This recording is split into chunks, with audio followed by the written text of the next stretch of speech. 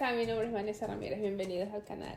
Vamos a hablar acerca de que esta mujer te va a llevar al infierno y de la religión mal llamada cristiana católica. Sabemos que católico significa universal, es decir, es la Iglesia Universal Romana, creada hace 2000 años, que han hecho pensar y han llevado todas sus dogmas y sus doctrinas al pueblo, que cree que es cristiano y que está engañado. Vamos a leer Isaías 44, vámonos del 8 al 12. En la mitad del 8 les voy a leer: no hay Dios sino yo, no hay fuerte, no conozco ninguno. Esto nos está diciendo nuestro Dios. Los formadores de imágenes de talla son todos ellos vanidad, y lo más precioso de ellos para nada es útil, y ellos mismos para su confusión son testigos que ellos ni ven ni entienden.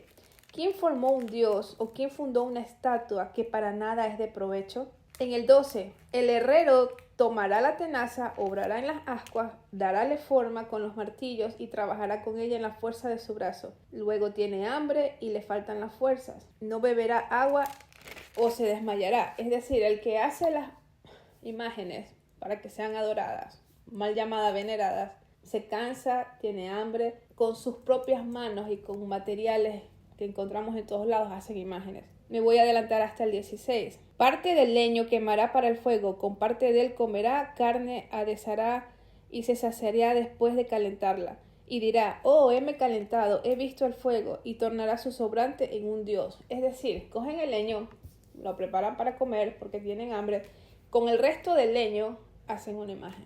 Sabemos que ahora no son muchas imágenes de madera, pero vamos a ver si es verdad lo que nuestro Dios nos dice. Tengo esta imagen, pónganle el nombre que quieran, les pido que utilicen su imaginación y pónganle Guadalupe, Chiquinquirá, La Dolorosa, cualquier imagen de vírgenes que hay en todas partes del mundo, con diferentes nombres. Ahora vamos a ver si es verdad lo que nos dice nuestro Dios. Un material cualquiera que se puede encontrar en cualquier lado para ser un Dios.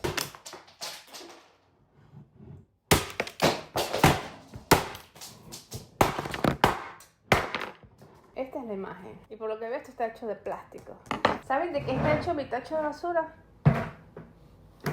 Del mismo material de esta imagen. Imagínense si fuera de yeso. Las paredes de mi casa son de yeso. Cuando te lastimas y te quiebras una pierna, usas el yeso. Es decir, el mismo material que utilizamos para cosas tan vanas y domésticas como el techo, las paredes o un simple casco, lo utilizan para hacer un dios. Quiero aclararles que fui católica. Fui católica hace más de 30 años. Estudié en escuela de monjas, escuela, colegio. Toda mi vida fui católica. Pero desde la infancia no podía entender por qué tenía que ir hacia un cura. 7, 8 años. Hice la primera comunión. Pero en mi cabeza no entendía por qué tenía que ir hasta un hombre a confesar mis pecados en vez de hablar con mi Dios. ¿Cómo es posible que tantas personas católicas no se hayan dado cuenta del engaño de más de 2000 años que la Iglesia Universal Romana Católica los ha llevado con estas imágenes? Ok, vámonos a Isaías 43. Vamos a irnos desde el 10 hasta el 11. Voy a ir a unos versículos adelante. Por favor, me siguen con sus Biblias. Se los pido. Esto es un plástico. Vamos a ver qué nos dice nuestro Dios. En el 10. Antes de mí no fue formado Dios, ni lo será después de mí. No se puede formar un Dios.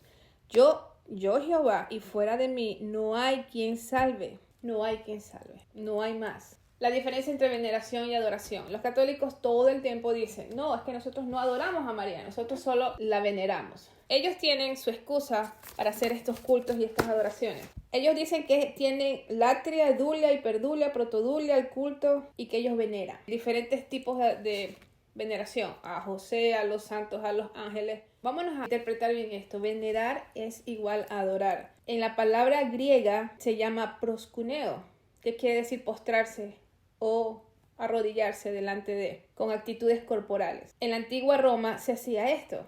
Los romanos, los más idólatras de la historia, sabemos que hay muchos países que todavía tienen ídolos falsos como India y otras culturas, pero Roma específicamente era la idolatría, la cuna de la idolatría. Eso lo vamos a ver más adelante. Venerar significa adorar, idolatrar, culto, devoción, fervor. Y dicen: no, es que venerar no es lo mismo que adorar, es como diferenciar entre andar y caminar. No le veo ninguna diferencia a andar y caminar. Es como que si yo dijera matar, es diferente a asesinar, a sacrificar, a ejecutar, a envenenar a alguien. No hay diferencia. Venerar es adorar. Ok, ahora vamos a ver lo que dice la Biblia acerca de adoración. ¿Qué piensa Dios? ¿Qué nos dice Dios lo que es adorar? Para eso les quiero dar un ejemplo. Vámonos a Segunda de Crónicas. En el 25, el 14. Dice: regresando luego a Masías de la matanza de los idumeos, trajo también consigo a los dioses de los hijos de Seir. Amasías era el rey de Judá. Trataba de hacer lo bueno, pero no tenía el corazón perfecto. Entonces obedecía al Señor, fue a la guerra, Dios le dijo, sí, anda, vas a vencer. Va a la guerra, y en el 14 nos dice que regresando luego a Amasías de la matanza de los idumeos, trajo también consigo los dioses de los hijos de Seir, y púsolos para sí por dioses, y encorvóse delante de ellos y les quemó perfumes. O sea, se encorvó. Este acto de encorvarte, de hacer la venia a las imágenes, de tocarlas, de besarlas, de ponerles velas. Perfumes quiere decir incienso o velas. Todo lo que quemes y haga que te encorves es tu Dios. Estás adorando. Dios se enojó. Encendióse por tanto el furor de Jehová contra Amasías y envió a él un profeta que le dijo: ¿por qué has buscado los dioses de la gente que no libraron a su pueblo de tus manos? Porque fue Dios quien libró al pueblo por medio de las manos de Amasías. Entonces, cada vez que un católico dice, no, nosotros lo veneramos, pero si tú los ves que entran a las iglesias y hacen esto, y tocan la imagen y la besan, eso es adoración. No hay más. ¿Qué pasa cuando besas a las imágenes? ¿Qué nos dice la Biblia? No lo que nos dicen las demás personas. ¿Qué dice la Biblia? Vámonos a Oseas 13:2. Y si eres católico y me estás viendo, te pediría que por favor tomes tu Biblia y la abras, la católica, la que tengas. Dice, y ahora añadieron a su pecado y de su plata se han hecho según su entendimiento, estatuas de fundición, ídolos, toda obra de artífices, acerca de los cuales dicen a los hombres que sacrifican, que besen los becerros. En Job, dice Job, que él ni siquiera besaba su mano para no mostrar una idolatría hacia él mismo. Cuando tú ves gente que se encorva y que besa, están idolatrando. Si tú fuiste católico como yo y entraste a las iglesias católicas, tú sabes lo que haces cuando entras a una iglesia católica. Lo primero que haces es que te arrodillas y te persinas. Avanzas, ves a la Virgen y la tocas. Los más religiosos se encomiendan a ella. Y hay de ellos que si se van y le dan la espalda a la Virgen. O entras a una casa y tienen una estatua. Lo primero que haces es que la coges y te persinas. Y pobre de ti si no te persinaste. Tú mismo te acusas. Tú mismo dices, ay, no me persiné. No toqué a la Virgencita. Sabemos lo que es esto. Ahora, ¿por qué esto de las imágenes? A través de la historia, aztecas, mayas, del país que tú seas, sabemos que han habido ídolos, adoraciones al sol, a la estrella, a la luna. Es el ser humano que no puede estar si no tiene algo físico que tocar, algo físico que ver y encomendarse. Y confiar que los van a salvar, que los van a ayudar. Esto es historia, esto es prehistoria. Esto siempre ha sido así. La idolatría es una necesidad en el hombre de tener algo a que aferrarse, algo a quien confiar. Imágenes, estampillas. ¿Cuántas veces los católicos no tienen estampillas o medallitas? Y hay de ellos si se le pierde la estampilla. O hay de ellos si alguien coge una imagen y se la tira al suelo y se quiebra, es que se les cae el mundo. O les dicen a las personas que van a ser maldecidas. Ahora, esto es para los católicos. ¿Ustedes creen que es bíblico toda esta adoración a María, toda esta veneración? Que ella es la importante de la iglesia, que a ella se le tiene que encomendar, se le tiene que hacer fiestas, días. ¿Ustedes creen que esto es bíblico? Todos los títulos que le dan a esta imagen: Santísima Reina del Cielo, Reina del Universo, Madre Terrenal, Madre del Universo, Madre de los Cielos, Luz, Estrella, Sol, todos los nombres que se le dan. Y cuando nombran a nuestro Señor Jesucristo, simplemente es el Señor. Ah, sí, el Señor Jesucristo o Jesús. Y a nuestro Dios Todopoderoso, ¿qué nombres y títulos les dan? Ella es la que se lleva el show en la Iglesia Católica. Sabemos que en el 313 el emperador romano Constantino abolió, ya no se perseguían a las demás religiones ni al cristianismo. El verdadero cristianismo, no este que están usurpando los católicos. Todo el mundo podía practicar cualquier religión que tuviera abiertamente en el Imperio Romano. Antes de esto tenemos que explicar que en el Imperio Romano cada conquista que ellos hacían, traían gente o lo que ellos querían, les permitían tener culto de sus dioses. Tenían esa libertad. Ah, te conquistamos de Egipto, ok, puedes traer a Isis aquí, le podemos hacer un templo y ustedes pueden tener ese culto. Entonces Roma iba agarrando de Grecia, de Egipto, todos los dioses. Era una mezcolanza de dioses. Ustedes recordarán que tenían hasta un altar al Dios no conocido, que Pablo nos cuenta. O sea, tantos altares a tantos dioses, a todos los dioses, incluso al Dios que ellos no conocían. Esto es Imperio Romano. Sabemos que el judaísmo, donde nuestro Señor Jesucristo nació en Israel, la religión de ellos es el judaísmo. El verdadero, no por favor judaísmo mesiánico, esa secta no. El verdadero judaísmo no aceptaba al Señor Jesucristo. Para ellos, él no era el Mesías. Esta religión, cuando el Señor Jesucristo vino, lo crucificaron y vieron que no, con la muerte del Señor no apagaron. Antes se encendió más el amor por el Señor y la iglesia empieza ahí. en Pentecostés. Son más perseguidos por el judaísmo los cristianos, los primeros cristianos. Ellos, para acabar con este fanatismo por el Señor Jesucristo, comienzan a hablar de María, decir que ella era una ramera y que el Señor no era hijo de José, en realidad era hijo de un pantera. Por eso es que en el video pasado del judaísmo, los judaizantes le llamaban al Señor Jesús ben pantera, que quería decir Jesús hijo de pantera, o también Jesús hijo de ramera. Así se referían a María. Entonces tenemos al Imperio Romano, al mismo tiempo está el judaísmo y tratando de apagar todo lo que tenga que ver con el Señor Jesucristo. Por otro lado tenemos a los cristianos que huían de Israel. Ya el Imperio Romano sabíamos que en tiempo del Señor Jesucristo estaba a cargo de Israel, ya estaba conquistados de Israel. Entonces los propios israelitas podían ir a todas partes del Imperio Romano. Estaban en Roma algunos cristianos que huían de la persecución del judaísmo. Incluso Pablo estaba en Roma. Y estos cristianos que estaban naciendo o que habían venido de Israel o que Pablo los estaba ministrando, comienzan a ser perseguidos por Nerón, que al mismo tiempo estaba, cuando Pablo, recuerdan que Pablo tenía una cita, en las últimas cartas de Pablo tenía que irse a ver con el César, era Nerón. Por las historias y por las fechas, era Nerón. Sabemos que Nerón estaba loco, hacía lo que hacía con los cristianos en el Coliseo Romano. Estos tres escenarios estaban a la vez. Entonces tenemos a Constantino liberando a las religiones. Tenemos a los judaizantes en Israel persiguiendo a los cristianos. Y los cristianos que estaban en Roma. Estos tres escenarios quiero que los tengan en mente, porque este es el contexto de cómo nace la Iglesia Católica. Ellos dicen que ya estaban desde antes, que ellos son los predecesores de Pedro. No hay ningún dato de que Pedro estuvo en Roma. Como hay estos cristianos que estaban en Roma, tenemos el nacimiento de los primeros católicos. Ellos, al igual que el judaísmo, porque son primos hermanos, el judaísmo y la religión católica universal. Al mismo tiempo, el judaísmo con sus cosas y odiando al Señor Jesucristo, estos primeros católicos que comienzan a nacer, que ya sabían que el Señor Jesucristo había nacido, que era el Salvador, ellos tenían toda la cultura, todo el bagaje idólatra de Roma. Y con el Señor Jesucristo quisieron ser cristianos, según ellos, pero no dejaron sus costumbres. Entonces estos primeros católicos, al igual que el judaísmo, por eso digo que son primos hermanos, el judaísmo y el catolicismo son primitos, también tienen sus tradiciones orales. Si sabes un poco de judaísmo, sabes que toda su ley es tradición oral. Tradiciones que hombres supuestamente sabios inventaron o dijeron que era la mejor manera de vivir y le hicieron una especie de Biblia que se llama Mishnah. Tienen un cientos de libros de sabiduría. Los católicos hicieron lo mismo. Su tradición oral, sus dogmas, sus doctrinas son hechas por hombres. No es la Torá, no es el Nuevo Testamento. Creen que eso es verdad, que eso es palabra de Dios, cuando es la más vieja mentira y descarada que ha existido. Son 2000 años de mentiras de los católicos. Ellos aseguran, los católicos, que Pedro le encargó la iglesia al sucesor llamado San Lino, que es el segundo papa. Todo esto que ven aquí son todos los papas que han habido en la historia. Tengo desde el número 1, que ellos llaman a Pedro, que no fue papa, eso es la mentira más grande que esta gente se inventó, hasta el número 266, que es Francisco. Entonces, el primer papa de ellos, que en realidad es el primero, ellos dicen que es el segundo, es San Lino, Lino de Volterra. Nació en Italia.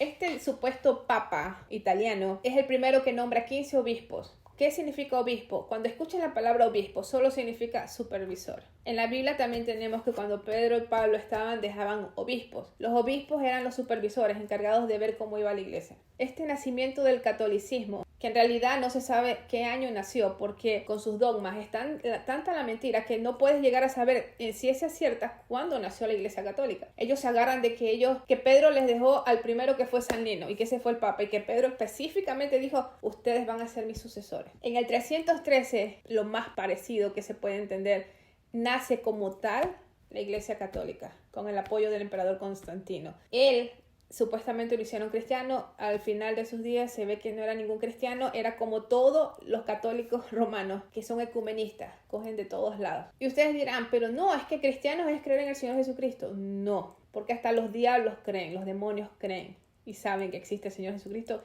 pero ellos les ganan a algunos porque ellos tiemblan. Tú que te dices que tú eres cristiano y crees en el Señor Jesucristo, tú ni siquiera tiemblas. Vamos a ver cuándo se llama cristiano por primera vez a nosotros, los amadores del Señor Jesucristo y seguidores de su palabra y solo su doctrina. Vámonos a Hechos 11:26. Y conversaron todo un año allí con la iglesia y enseñaron a mucha gente, y los discípulos fueron llamados cristianos primeramente en Antioquía. La Biblia católica tiene más libros que la Biblia cristiana. Ellos tienen unos libros llamados deuterocanónicos que no fueron aceptados en el canon.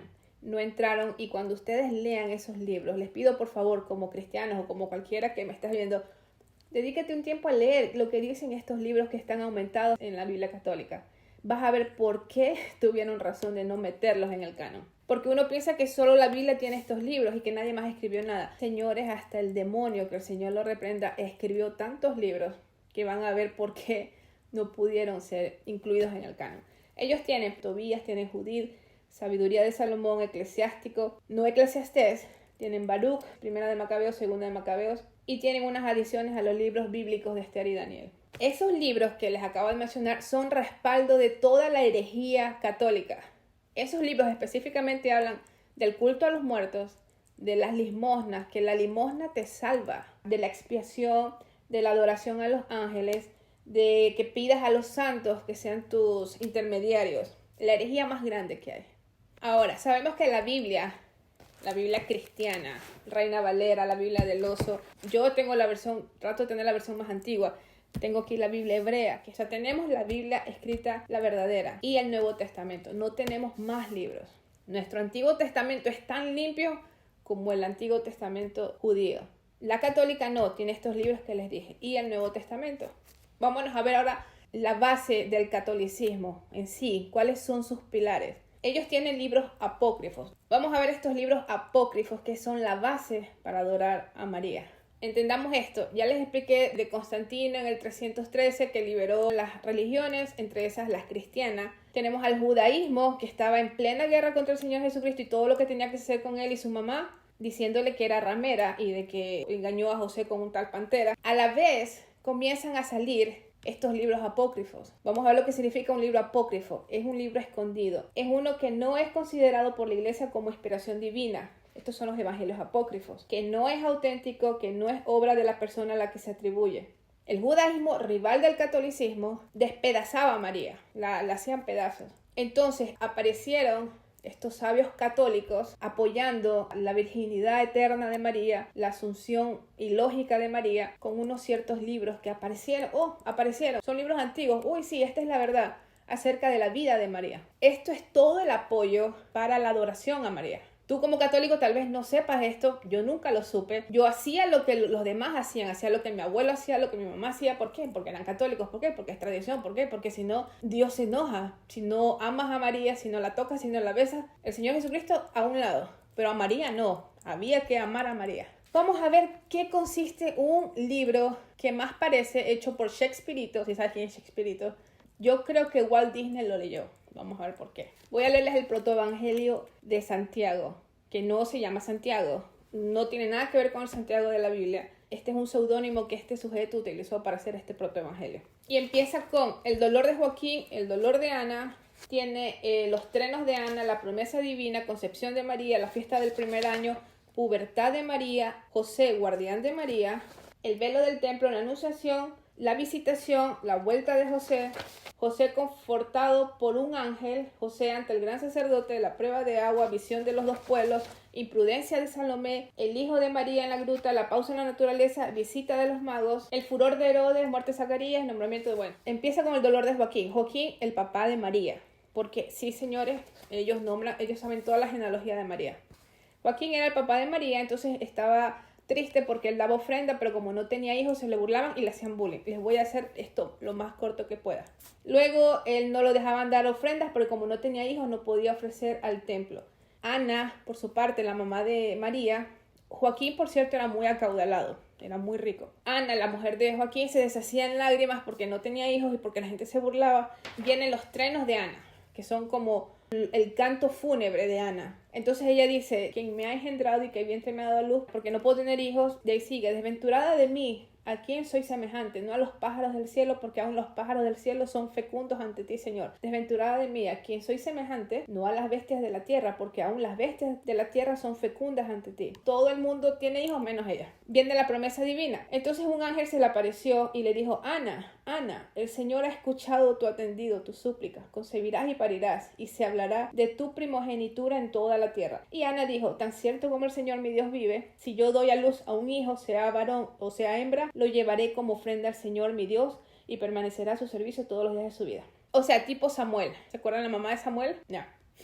He aquí, 2 mensajeros llegaron a ella diciéndole: Joaquín, tu marido viene a ti. Bueno, sigue todo lo demás. Joaquín y su esposo parece que tuvieron relaciones, pero al parecer no, porque la fábula de los católicos piensa que no. Concepción de María. Entonces, al día siguiente pusieron las ofrendas. Dijo Joaquín que si Dios le concedía ver el disco de oro del gran sacerdote, era porque iba a tener un hijo. Bueno, y lo vio el disco de oro, y los meses de Ana se cumplieron, y al 9º dio a luz. No sé si fue el disco que la embarazó pero aparentemente quedó embarazada María. Ahora, la fiesta del primer año de María. Y la niña se fortificaba de día en día. ¿Recuerdan lo que dice la Biblia acerca del Señor Jesús? Y cuando tuvo 6 meses, su madre la puso en el suelo para ver si se mantenía de pie, y la niña dio 7 pasos y luego avanzó hacia el regazo de su madre, quien la levantó diciendo: por la vida del Señor, no sé cuál Señor, que no marcharás sobre el suelo hasta el día que te lleve al templo del Altísimo. Y estableció un santuario en su dormitorio, y no la dejaba tocar nada que estuviese manchado o que fuese impuro. Y llamó a las hijas de los hebreos, que se conservaban sin mancilla y que entretenían a la niña en sus juegos. O sea, María de niña era tan idolatrada que las mujeres, las chicas vírgenes de Israel venían para cuidarla y no dejar que nunca se ensucie nada, y le hicieron un santuario desde que tenía 6 meses. Cuando la niña llegó a la edad de 1 año, Joaquín celebró un banquete, porque era millonario, e invitó él a los sacerdotes y a los escribas del consejo de los ancianos, y todo el pueblo israelita presentó a la niña a los sacerdotes, y ellos la bendijeron diciendo: Dios de nuestros padres, bendice a esta niña y dale un nombre que se repita de siglos y siglos y a través de las generaciones. Y el pueblo dijo: así sea, así sea. Joaquín la presentó a los príncipes de los sacerdotes y ellos la bendijeron, diciendo, esto dijeron los sacerdotes judíos, que parece que el que escribió no tiene ni idea del judaísmo. Los sacerdotes judíos fueron a ver a una niña y a bendecirla de esta manera: Dios de las alturas dirija tu mirada a esta niña y dele una bendición suprema. Y su madre la llevó al santuario y a su dormitorio, al santuario de su dormitorio, y le dio el pecho. Ana entonó un cántico al Señor. Ahora, consagración de María en el templo. Ellos dicen que a los 2 años Joaquín dijo: llevémosle al templo para cumplir la promesa que hemos hecho. Entonces Ana le dice: no, esperemos al 3er año para que no nos extrañe. Cuando ya llegó a los 3 años, otra vez llaman a las hijas de los hebreos que estén sin mancilla y que tomen cada cual una lámpara, y que estas lámparas se enciendan para que la niña no vuelva atrás. O sea, todo un ritual para que su corazón no se fije en nada que esté afuera del templo del Señor. El gran sacerdote del templo del Señor en Israel recibió a la niña, abrazándola, y la bendijo y exclamó: el Señor ha glorificado tu nombre en todas las generaciones, y en ti hasta el último día el Señor hará ver la redención por él concedida a los hijos de Israel. E hizo sentarse a la niña en la 3ª grada del altar, y el Señor envió su gracia sobre ella, y ella danzó sobre sus pies, y en la casa de Israel la amó. Los judíos nunca se hubieran alegrado, menos en ese tiempo. Viene la pubertad de María. Sus padres salieron del templo llenos de admiración, glorificando cuando la niña no había vuelto atrás. María permaneció en el templo nutriéndose como una paloma y recibía su alimento de manos de un ángel. Es decir, María, cuando iba creciendo, ya no comía comida. Vino un ángel del Señor y la alimentaba todos los días. Yo no sé qué más decir de esto. Cuando llegó a los 12 años, los sacerdotes se congregaron y dijeron: he aquí, María ha llegado a la edad de 12 años en el templo del Señor. ¿Qué medida tomaremos para que no mancille el santuario? Sabemos, si lees Levítico y si lees Deuteronomio, sabes lo que pasa cuando una mujer menstrua. El gran sacerdote dijo: haremos lo que Dios te revele. Iban a hacer un consenso para que Dios les revelara qué hacer. Y aquí el gran sacerdote se puso un traje de 12 campanillas. No existen las 12 campanillas en un traje sacerdotal. El que escribió esto no tenía ni idea. Dice que entró al santo de los santos, que supongo que es el lugar santísimo, y rogó por María. Un ángel del Señor vino y le dice a este sacerdote, Zacarías se llamaba: sal y reúne a todos los viudos del pueblo que estén, y vengan cada uno con una vara, y aquel a quien el Señor le envíe un prodigio, de aquel será María esposa. Y los heraldos salieron y recorrieron todo el país de Judea, y la trompeta del Señor resonó, todos los viudos acudieron a su llamada. Es decir, esto es como el cuento de la Cenicienta. Y no era un zapato, ahora es una vara. Y no es como también en Esther, que hicieron un concurso para que vengan donde el rey. Vamos a ver qué más sigue. José, guardián de María. Y como la Cenicienta, José abandona todas las herramientas, salió para juntarse con los demás viudos y todos los congregados fueron a encontrarse con el gran sacerdote. Este tomó las varas de cada cual y penetró en el templo y oró. Dice que los dueños de la vara no tenían prodigio alguno, pero José tomó la última y he aquí que una paloma salió de la vara y voló sobre la cabeza del viudo, o sea, de José. Y el gran sacerdote dijo a José, tú eres el designado por la suerte para tomar bajo tu guarda a la Virgen del Señor, a un viudo. Mas José se negaba a ello diciendo, soy viejo y tengo hijos. Esto está bien aclarado. Tengo hijos. ¿Por qué hacen esto de tengo hijos? Al paso que ella es una niña, no quisiera servir de irrisión a los hijos de Israel. El gran sacerdote respondió, José, teme al Señor tu Dios y recuerda lo que hizo con Datán, Abirón y Coré. Y como entreabierta la tierra, bueno, eso es una maldición, lo que pasó ya sabemos con Moisés. José, lleno de temor, recibió a María bajo su guarda diciéndole, aquí te he recibido en el templo del Señor y te dejo en mi hogar y yo me voy a trabajar en mis construcciones y después volveré cerca de ti. Me imagino que cuando dice construcciones se refiere a que él era carpintero, entonces iba a construir en madera. Quiero pensar que es eso. Ok, viene el velo del templo. Esto va a ser muy largo y por favor les pido paciencia. Los sacerdotes dijeron, hagamos un velo en el templo. Entonces llaman a las vírgenes y a las más puras de Israel y hacen que cosan un velo. O sea, María cosió el velo. Y le dieron a María escarlata y empezó a hilarla. Luego viene la anunciación. María tomó su cántaro y salió para llenarlo de agua. Y he aquí que se oyó una voz que decía, salve María, llena eres de gracia, el Señor es contigo, bendita eres entre todas las mujeres. Ella miró a la derecha y a la izquierda, no vio nada, dejó el cántaro y tomando su púrpura, ya no la escarlata, se puso ahora a hilar. No, o sea, aparentemente no le hizo caso al ángel. Otra vez se le aparece el ángel y dice, no temas, concebirás el verbo. En ninguna parte de la Biblia dice concebirás el verbo. No existe la palabra verbo. Esa es una mala traducción griega. Es la palabra. María vacilante respondió y dijo, bueno, si debo conseguir, ¿cómo daré a luz? El ángel del Señor le dijo, la virtud del Señor te cubrirá con la sombra y el santo que de ti nacerá será llamado Hijo del Altísimo. Y darás el nombre Jesús, no Emmanuel, porque serás libre de sus pecados. Y María dijo, aquí la esclava del Señor, hágase conmigo. María estaba tejiendo, según este protoevangelio, la escarlata y la púrpura. Y esos nombres sí existen, pero están en Apocalipsis. Y después les diré cómo es que existen esos nombres. La visitación. Bueno, siguió trabajando en su púrpura y en la escarlata y terminó de hilarla. María, muy gozosa, fue a visitar a Isabel, que en realidad es Elizabeth, su prima. Parece que ha pasado como 4 años. Ella ya tiene, o sea, desde los 12 que vivió con José, ahora ya tiene 16. Y cuando comienza a concebir al Señor. El 6º mes de embarazo viene José de su construcción y la ve embarazada y dice, ¿qué ha pasado? Los sacerdotes se enteran, lo quieren condenar a José, pero José dice que por la vida de mi Dios yo no la he tocado. De ahí viene, le dan a José a beber y a María esta bebida que en la Biblia dice que los que mientan o los que han sido adúlteros como para la prueba de celos, se le iba a hinchar la barriga. Bueno, no se les hinchó, vieron que no habían hecho nada malo. Vamos a ver cómo aquí Santiago, que no se llama Santiago en realidad, sino Jacobo, nos daña toda la Navidad. Este poeta católico nos dice que la Navidad no se hizo en un pesebre, sino en una cueva. Dice que como se llevó el edicto de Belén, ellos, fueron y salieron a escribirse, ya sabemos el censo. Entonces María estaba triste y José le dice, ¿qué tienes, María? Y dice, es que mis ojos contemplan 2 pueblos, uno que llora y se aflige estrepitosamente y otro que se regocija y salta de júbilo. Cuando María le dice a José, bájame de la burra que lo que llevo dentro me abruma, ¿y dónde podría llevarte? Le dijo él, para resguardarte de tu pudor, porque este lugar está desierto. O sea, no estaban en el pueblo donde llegaron. Ahora, esto sí es ya con efectos de 3D.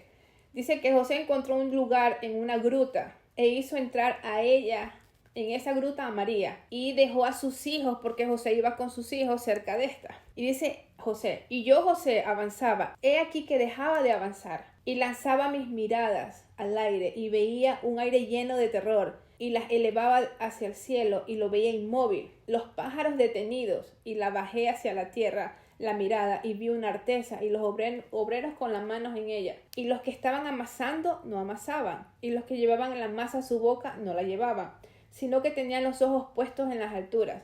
Y unos carneros conducidos a pastar no marchaban, sino que permanecían quietos. Es decir, se le detuvo el tiempo. José dice que que todo se quedó inmóvil, mientras él como que avanzaba y no avanzaba. Más o menos como la película de Flash, creo que es, que mientras él corre todo está detenido el tiempo. Y imagínense lo hacía José. Yo creo que todos estos directores de películas se leyeron el protoevangelio de Santiago. El pastor levantaba la mano para pegarles con su vara y la mano quedaba suspensa en el vacío y contemplaban el corriente del río y las bocas de los cabritos se mantenían a ras del agua. Bueno, ahora, está en una gruta, o sea, en la montaña. No hay hoteles, no hay pueblos, no hay pesebre, no hay burro, no hay oveja, no, una gruta en la montaña. Entonces dice que una mujer descendió de la montaña y le preguntó a José, ¿dónde vas? Y él le dijo, voy en busca de una partera judía. Ella lo interrogó y le dijo, ¿eres de la raza de Israel? Y él le dijo que sí. Ella dijo, ¿quién es la mujer que para en la gruta? Él le dijo, es mi desposada. Dice, ¿no es tu esposa? Y le dijo, es María, educada en el templo del Señor y que se me dio por mujer, pero sin saberlo, pues ha concebido del Espíritu Santo. Y la partera dijo, una partera. Nos mintieron en la Biblia, parece. ¿Es verdad lo que me cuentas? Entonces José le dice a la partera, ven a verlo. Y la partera siguió. Entonces la partera llega hasta la gruta y una nube luminosa la cubría. La partera exclamó, o sea, no estaba la estrella, no estaban los magos. La partera dijo, mi alma ha sido exaltada en este día porque mis ojos han visto prodigios anunciadores de un Salvador que ha nacido en Israel. Y la nube se retiró enseguida de la gruta y apareció en ella una luz tan grande que nuestros ojos no podían soportarla. Y esta luz disminuyó poco a poco hasta que el niño apareció. Y tomó el pecho de su madre y la partera exclamó, gran día es hoy para mí porque he visto un espectáculo nuevo. O sea, no fue una parida normal, sino que estaba embarazada y cuando ella volvió a ver, ya el niño estaba en el pecho de María. Por eso es que es virgen, pues. Recuerdan que virgen eterna, esa es la excusa de la virginidad de María, que nació de la nada, estaba en la barriga y de repente, ¡pum!, apareció en el seno. La partera salió de la gruta y encontró a Salomé. Recuerden este nombre, Salomé. Y le dijo, Salomé, Salomé, voy a contarte la maravilla extraordinaria presenciada por mí, de una virgen que ha parido de un modo contrario a la naturaleza. Y Salomé repuso, por la vida del Señor mi Dios, que si no pongo mi dedo en su vientre y lo escruto, no creeré que una virgen haya parido. ¿Nos dañaron la Navidad? Ahora viene Salomé. La comadrona entró y dijo a María, disponte a dejar que ésta haga algo contigo. O sea, la primera comadrona le dice, oye, deja que Salomé te haga algo, porque no es un debate insignificante el que ambas hemos entablado en cuenta tuya. Salomé, firme a verificar y comprobar, puso su dedo en el vientre de María. Cuando digo vientre, entiéndase. Y después de lo cual lanzó un alarido exclamando, ¡ay, castigada por mi incredulidad impía, porque he tentado al Dios viviente y he aquí que mi mano es consumida por el fuego y de mí se separa! O sea, parece que ella iba a intentar y se le quemó la mano. Se arrodilló ante el Señor diciendo, oh Dios de mis padres, acuérdate que pertenezco a la raza de Abraham, Isaac y Jacob.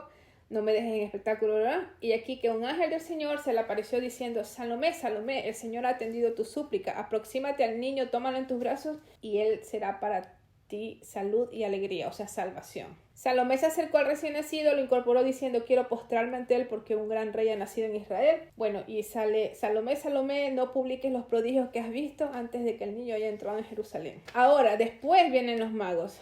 José va a Judea y se produjo un gran tumulto en Belén porque había llegado unos magos y dijeron ¿dónde está el rey? Y nunca llegamos al pesebre.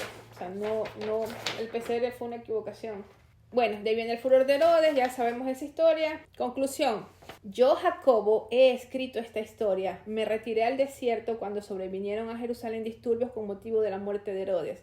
Hasta que se apaciguó la agitación de Jerusalén, en el desierto permanecí glorificando al Dios omnipotente, que me ha concedido el favor y la inteligencia suficientes para escribir esta historia. Este Jacobo, llamado Santiago en el protoevangelio, es su seudónimo, Santiago.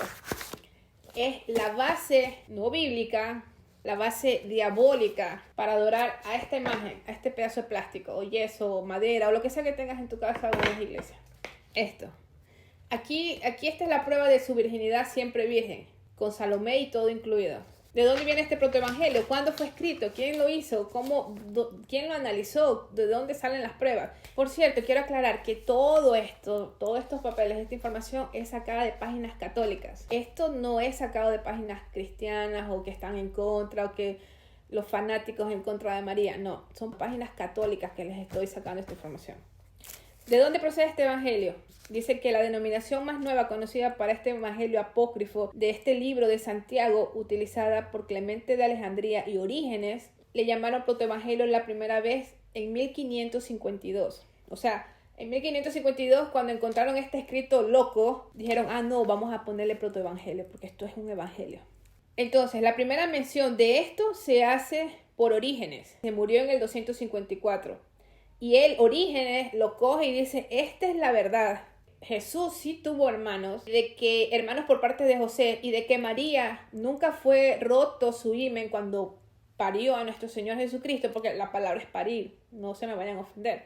Entonces, cuando lo parió, en realidad no lo parió, sino que se desapareció del vientre y apareció en el pecho. Entonces, su virginidad quedó intacta. Este pedazo de historia es la prueba. Orígenes la trajo. Recuerden que al mismo tiempo, en el 254, en el 200, el judaísmo le estaba dando duro a María. Le decía que era una ramera y todo lo que ya les dije.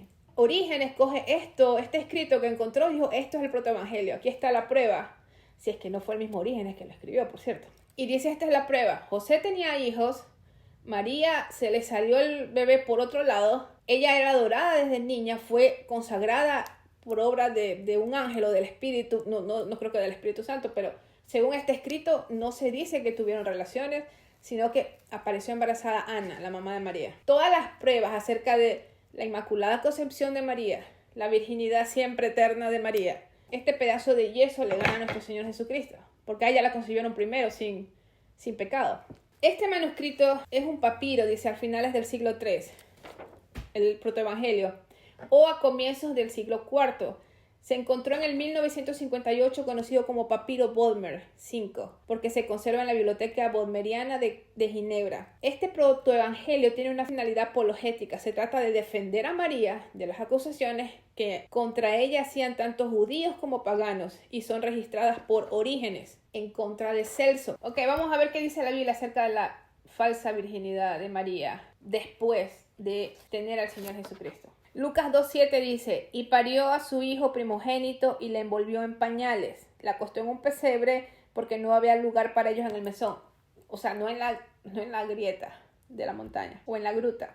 Si tú tienes un primogénito, si la Biblia dice que es un primogénito, ¿qué quiere decir? Que es el primero de los demás hijos. ¿Se entiende eso? En Juan 1, en el versículo 14, y aquella palabra, ustedes tienen como verbo, pero en los escritos hebreos, porque sí hay Juan escrito en hebreo, el original es hebreo, dice la palabra, y aquella palabra fue hecha carne y habitó entre nosotros y vimos su gloria como del unigénito del Padre. Es decir, nuestro Señor Jesús fue el unigénito de Dios Todopoderoso, pero el primogénito de María. Hay esa diferencia. La Biblia no es que se confundió, no quiso decir unigénito de María, no.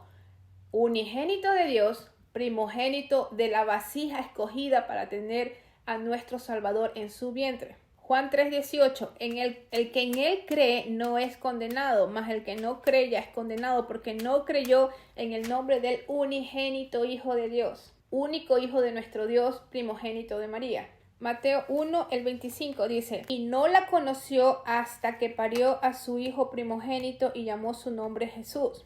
Les leo el 24. Y despertando José del sueño, hizo como el ángel del Señor le había mandado y recibió a su mujer. Y no la conoció hasta que parió a su hijo primogénito.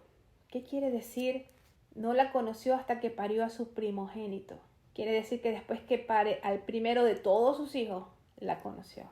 Conocer quiere decir tener relaciones sexuales. No me voy a meter en la vida sexual de María, la madre de mi Señor Jesucristo. No sé si me explico. No es mi interés escarbar en esto. Pero hay que aclarar las cosas y no pensar que esta cochinada de evangelio, protoevangelio de Santiago, esta cloaca, sea la base para que por 2000 años esta gente haya engañado a tanto mundo haciendo creer que este pedazo de plástico, yeso, madera, sea virgen, siempre virgen, concebida por obra de no sé qué espíritu, que ningún pecado la tocó. Se llena la boca el católico diciendo que no, que eran sus primos, que no hay diferencia entre sobrinos y primos en la Biblia, que no, que así se le llamaba, hermanos a cualquier pariente. Cuando la Biblia habla de primos, dice el hijo del tío o el hijo de la hermana del padre. haciendo referencia a un primo, a un sobrino. Los hermanos del Señor Jesucristo, hijos de María, hijos de madre y de padre, no de nuestro Dios, sino de José, no lo querían al Señor Jesucristo, o no creían en Él. En el 7, en el 3 dice, y los hermanos le dijeron, pásate de aquí y vete a Judea, para que también tus discípulos vean las obras que haces. Ninguno que procura ser claro hace algo en lo oculto. Si estas cosas haces, manifiéstate al mundo, porque ni aún sus hermanos creían en Él, dice. Los hermanos no creían en el Señor Jesucristo. Vamos a ver ahora lo que es el dogma de la muerte de María y su asunción al cielo. Vamos a ver lo que es un dogma. Un dogma es el punto esencial de una religión, una doctrina o un sistema de pensamiento que se tiene por cierto y que no puede ponerse en duda dentro de su sistema. Es decir, un dogma es lo que la Iglesia Católica está llena de dogmas. Dice, esto es dogma. Me voy a inventar que María se subió al cielo y que las palmeras se la agacharon. Es dogma. Nadie lo puede refutar, nadie lo puede cambiar. Así es. Les voy a leer una carta del director de pastoral de la Universidad Católica de la Santísima Concepción. Teológicamente pertenece a uno de los dogmas o verdades de fe definidos por la Iglesia junto a la maternidad divina de María, es decir, que es la Madre de Dios y que fue concebida ella sin pecado original y que fue siempre virgen. El magisterio solemne nos entregó esta verdad. Es la última enseñanza por la Iglesia definida por el Papa Pío XII, es decir, Pío XII reafirmó esto, lo hizo dogma el 1 de noviembre de 1950. Como es un dogma de fe, no hay posibilidad de que seamos engañados al admitirlo, pues el Papa goza de la prerrogativa de la infalibilidad que nos enseñó el Concilio Vaticano del año 1870. Voy a hacer una pausa. ¿Qué es la infalibilidad del Papa? Como dice aquí que en 1870 el Concilio del Vaticano hizo la infalibilidad. Les voy a leer poquitas cosas a lo que se refiere la infalibilidad del Papa. Dice que en caso de desacuerdo entre la Iglesia y el Estado es culpable.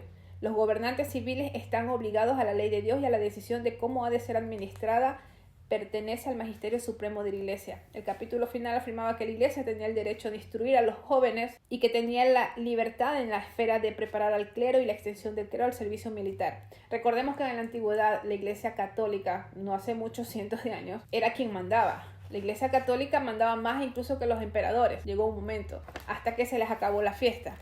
Pero en 1870, dicen, no vamos a poder estar encima del Estado. Concluyeron que con la aprobación del Sagrado Concilio enseñamos y definimos ser dogma divinamente revelado que el romano pontífice cuando habla ex cátedra, esto es, cuando cumpliendo su cargo de pastor y doctor de todos los cristianos, define por suprema autoridad apostólica que una doctrina sobre la fe y costumbres debe ser sostenida por la Iglesia Universal Católica por la asistencia divina de la que fue prometida en la persona del bienaventurado Pedro. Es decir, cuando a un papa se le ocurre decir alguna herejía y habla ex cátedra quiere decir que habla desde la silla de Pedro, dice que él tiene la autoridad de Pedro, que Pedro le concedió, y que eso es dogma, o sea, eso es ley. Si ahorita se le antoja a Francisco decir que María es salud, que por cierto ya lo dijo, salud quiere decir salvación, no que te va a dar salud y vas a estar sano.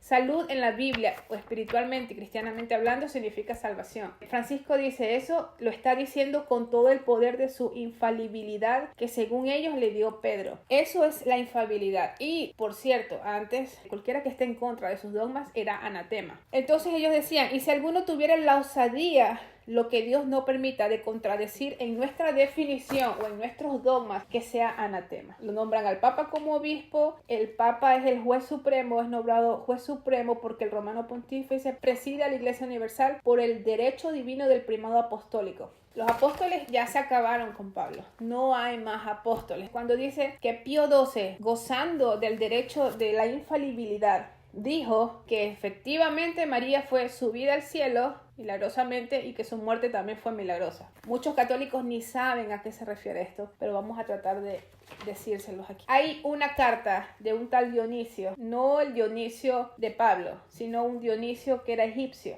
era místico. Y coincide, por cierto, esto que Dionisio dijo de la muerte de María con la aparición del protoevangelio de Santiago. O coincidencia. Dice que los apóstoles estaban regados por todos lados, predicando lo que tenían que hacer, que de pronto el Espíritu Santo los llevó a todos, los elevó por las nubes y los llevó a Jerusalén. Entonces Dionisio dice, debes saber, oh noble Tito, según tus sentimientos fraternales, que al tiempo en que María debía pasar de este mundo al otro, o sea, morirse, es a saber, a la Jerusalén celestial. Dice que las turbas de los santos apóstoles se juntaron en un abrir y cerrar de ojos, desde todos los puntos en que tenían la misión de predicar. Súbitamente se encontraron reunidos alrededor del cuerpo todo glorioso y virginal, y allí figuraron como 12 rayos luminosos del colegio apostólico. Es decir, estaban los 12 apóstoles. Colegio apostólico. En la Biblia no se menciona ningún colegio apostólico. Después les voy a enseñar de dónde salen estos colegios sacerdotales y colegios apostólicos. Dice que ella entregó su alma toda santa, semejante a las esencias del buen olor, y la encomendó en las manos del Señor. Dice que así es como adornada de gracia fue elevada a la región de los ángeles y enviada a la inmutable del mundo sobrenatural. Entonces dice que los apóstoles, inflamados enteramente en amor de Dios y en cierto modo arrebatados en éxtasis, la cargaron cuidadosamente sobre sus brazos como a la madre de la luz, que nunca se la menciona como madre de nada, solo del Señor en la Biblia, según la orden de las alturas del Salvador de todos. Lo depositaron en un lugar destinado para la sepultura y la sepultaron en el Getsemaní. Durante 3 días seguidos, dice este hombre Dionisio, que ellos oyeron sobre aquel lugar los aires armoniosos de la salmodia ejecutada por voces angélicas que extasiaban a las que escuchaban después. O sea, cuando se murió el Señor Jesucristo no hubo ningún canto de ángel. Y cuando muere María, todas las voces angélicas bajaron los ángeles para cantarle en la tumba de María. Entonces dice que para confirmar esto, faltaba uno de los santos apóstoles al tiempo de la reunión. O sea, no eran los 12 apóstoles que dijo anterior, sino que ahora sí faltaba uno. Este llegó más tarde y obligó a los apóstoles a que le enseñasen de una manera palpable al descubierto el precioso tesoro, es decir, el mismo cuerpo que encerró el Señor, o sea, a María. Por consiguiente, cuando fueron al sepulcro a abrirlo después de los 3 días de los cánticos de los ángeles, que estaban tristes y desconsolados, abrieron y no estaba el cuerpo de María. Había sido arrebatado el santo cuerpo por la sobrenaturalmente para la mansión celestial de la luz. Este fue Dionisio, el que escribió todo esto. Hay otro libro que se llama El reposo de María, que fue escrito en el siglo III, coincidentemente con el protoevangelio de Santiago. Dice que el libro del reposo de María hay una versión etíope, en lengua litúrgica etíope, que ya no existe esta lengua, pero es la versión más antigua. Este libro dice que Pedro dijo: la luz de la lámpara de nuestra hermana María llena el mundo y no se extinguirá hasta el fin de los días, para que los que han decidido salvarse reciban seguridad en ella. O sea, ella es nuestra seguridad de salvación. Raquel, esto de aquí es de católico.net, pueden chequearlo. Raquel, que es la que averigua esto y lo pone en la información, dice que no son fantasías gnósticas. ¿Por qué? El gnosticismo es tan viejo como podría decir que el judaísmo. El gnosticismo es una religión pagana, es un movimiento pagano, tan viejo que se llegó a mezclar con el cristianismo, se llegó a mezclar con el catolicismo. Dice que no son gnósticos, fantasías gnósticas, que son hallazgos de la poesía bizantina. El famoso himno Acatistos del siglo V llenó de piropos a María. La alababa como una antorcha llena de luz que brilla sobre aquellos en las tinieblas. Ella no era antorcha de luz. Ella, si creía en verdad en el Señor Jesucristo, que yo creo que sí, ella era lo que somos nosotros, somos luz. Todo cristiano que cree en el Señor Jesucristo es una luz. Si has leído los evangelios, las palabras de nuestro Salvador, sabes que tú eres luz, que tú eres sal de la tierra y que tú eres luz. Entonces dice que María es intercesora y que esto queda ratificado por estas cartas de Dionisio y este libro en el siglo III, que una vez que sube al cielo su cuerpo junto al árbol de la vida, donde allí los ángeles devuelven el alma al cuerpo de ella, los ángeles la llevan a un infierno, a María, presten atención aquí, a ver a los condenados, o quizá a las almas purgantes. Ellos piden así a María, o sea, este que escribió esto, se fue al cielo con María, el día que supuestamente se la llevaron en la Asunción, vio que los ángeles se la llevaron al árbol de la vida, y después ve que la llevan a María al infierno. Dice que esta gente ruega así, y es la misma oración que hoy en día los católicos hacen. Te suplicamos, María Luz y Madre de la Luz, María Vida y Madre de los Apóstoles, María Lámpara Dorada que llevas cada lámpara justa, María nuestra Maestra y Madre de nuestro Maestro, María nuestra Reina, suplica a tu Hijo que nos dé un poco de respiro. Entonces dice que María intercede por ellos y el Señor les concede 9 horas de descanso en el día del Señor. O sea, saca a la gente del infierno, del lugar de condenación, y les da 9 horas de respiro. Más locura, más falacia, más no sé qué llamar. ¿Por qué dicen que la llevaron a María al infierno para que interceda? ¿Por qué? Porque el católico, si tú te acuerdas del credo católico, y el Señor descendió al infierno y subió a los cielos, al tercer día resucitó, ellos, el catolicismo, cree que el Señor Jesucristo descendió al infierno. El Señor Jesucristo en la Biblia no dice que haya descendido al infierno. Lee la Biblia, dime un versículo en el que diga que el Señor Jesucristo descendió al infierno. El Señor Jesucristo venció a la muerte y los 3 días que estuvo estaba en la muerte, en el Seol. El Seol no es infierno, el Seol es la muerte, que incluso predicó a los condenados o a los atormentados. No es prueba suficiente para decir que el Señor estuvo en el infierno, pero sí es doctrina católica decir que estuvo en el infierno. Y como el Señor Jesucristo estuvo en el infierno, entonces vamos a meter a María al infierno también para que le dé 9 horas a esta gente. Después dice que los apóstoles y María van al paraíso y se sientan bajo el árbol de la vida con los patriarcas y las almas de los buenos. Después suben al 7º cielo donde se sienta Dios. Y allí los apóstoles ven a María sentada. Esta es la falacia más grande y es la herejía y no sé qué otro nombre, lo anatema del catolicismo, todo lo apóstata. María sentada a la derecha de Dios junto a Cristo con sus heridas y con 10.000 ángeles rodeando a María en su trono cantando. Es decir, María está sentada a la diestra de Dios y 10.000 ángeles le cantan. ¿Qué más pleitesía, qué más adoración no se puede negar a este pedazo de imagen? Y ojo que no estoy diciendo a la verdadera María, en la esclava, la vasija escogida, la bienaventurada que tuvo el honor, el placer, la dicha, la bienaventura de tener a nuestro Señor Jesucristo en el vientre. A esa verdadera no me estoy refiriendo, la simple María, madre de nuestro Señor Jesucristo. No a esta imagen, no a este personaje, a Efesio que se inventaron. Ahora, se lo inventó Dionisio, este nuevo libro que les estoy diciendo que apareció, y ahora Bartolomé también lo confirma. Y esta es otra locura. Bartolomé dice: oh vientre más amplio que la envergadura de los cielos, oh vientre que contienes a los 7 cielos, lo contuviste sin dolor, mantuviste en tu seno. Es decir, María tiene el útero más grande que todos los cielos y que toda la creación. Les voy a abreviar. Según este Bartolomé. Damasceno, ahora vamos con San Juan Damasceno. ¿Qué dice Damasceno? Es decir, todos estos son obispos, eran sacerdotes, monjes que se inventaban todas estas locuras de María. O sea, mientras más alabanzas locas le ponías a María, más eran tomados en cuenta tus escritos. Y los publicaban y eran dogma. O sea, así era. Del 675 al 749, el más defensor de la iglesia era un sacerdote y monje que era Damasceno.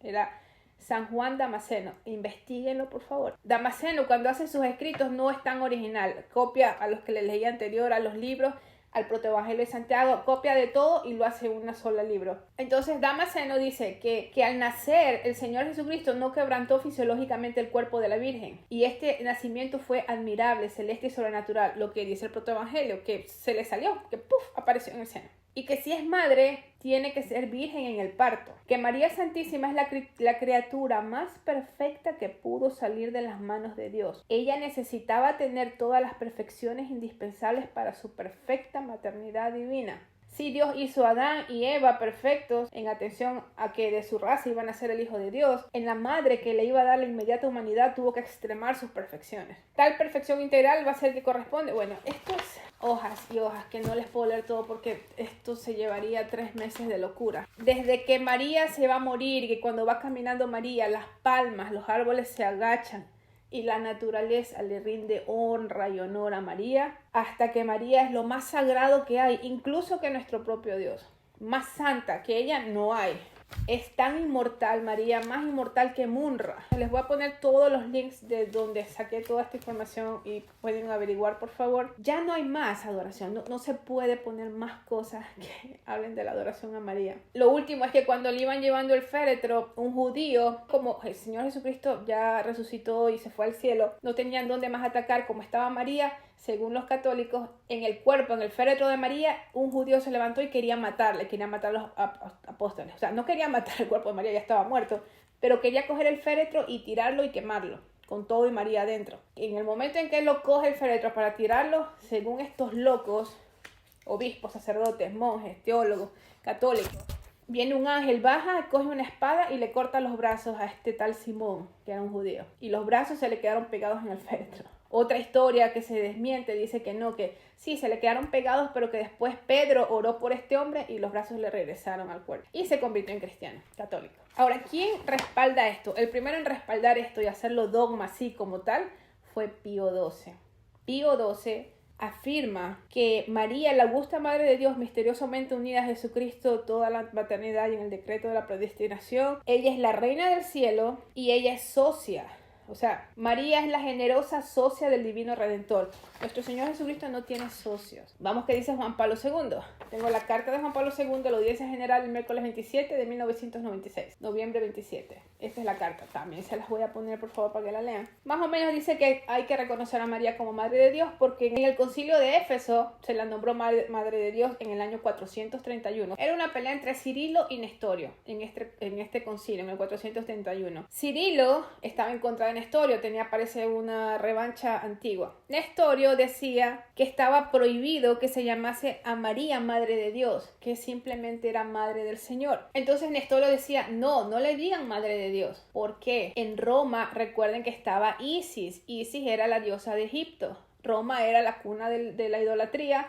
Isis cogió mucha fuerza en Roma. En Roma Isis era muy adorada. Y a Isis se la llamaba Reina del Cielo, le ofrecían todo lo que le ofrecen a María. Todos los nombres que le dan a María se le decía a Isis. Entonces, como el católico nuevo que creía en el Señor Jesucristo, pero que también creía en Isis y creía en todas estas cosas, quería verla como la misma imagen de Isis a María. No, pues si Isis es Madre de Dios y Isis es la Reina del Cielo, ¿por qué María no la podemos llamar así? Si aún así supuestamente es más grande el Señor Jesucristo. Entonces comenzaron a llamarle Madre de Dios. Nestorio dijo, no es Madre de Dios. Ella es Madre del Señor. Entonces Cirilo comenzó una disputa y lo llevó a corte. Hicieron un concilio. A Nestorio lo destierran, le dicen que no. Y la nombran a María Theotokos. ¿Por qué le dicen Theotokos? Porque eso significa Madre de Dios. Nestorio decía que María era Christotokos, quiere decir Madre de Cristo o Madre de nuestro Señor. Pero Cirilo dijo, no, ella es Madre de Dios, ella es Theotokos. Es decir, María es Madre de Dios. Cuando ustedes dicen que María es Madre de Dios, mis queridos católicos, están diciendo una falacia inmensa, están diciendo una herejía, porque no han leído la Biblia.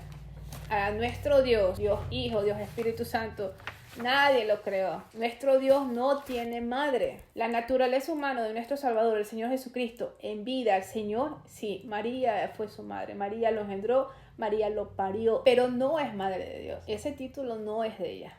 Pero cuando tú dices María, Madre de Dios, la estás poniendo a la gallina primero que el huevo. Y no, ella no estuvo desde antes. En síntesis, en Éfeso se dice que no, que como la naturaleza, se ponían a pelear por la naturaleza divina del Señor. La humana, la divina y la mezcla. Nestorio quería separar las dos humanidades, Cirilo las quería unir, entonces por eso María, Madre de Dios.